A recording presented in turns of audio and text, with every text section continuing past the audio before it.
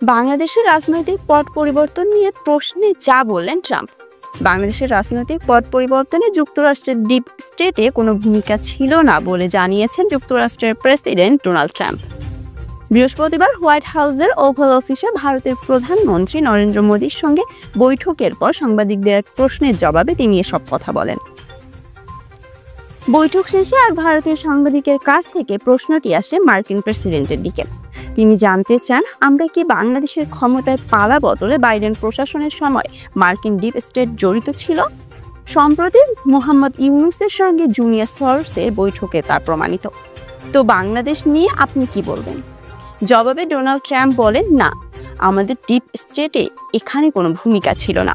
প্রধানমন্ত্রী এটা নিয়ে শত শত বছর ধরে কাজ করছেন।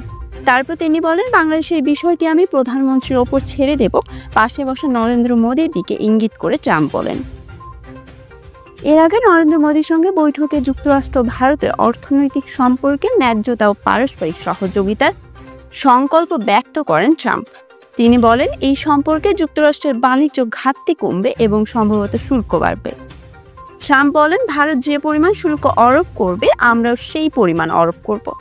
সুতরাং সত্য বলতে কি, তারা কত শুল্ক ধার্য করলো তাতে আমাদের আর কিছু যায় আসে না। তিনি আরও বলেন, আমরা মূলত সমান সুবিধা চাচ্ছি।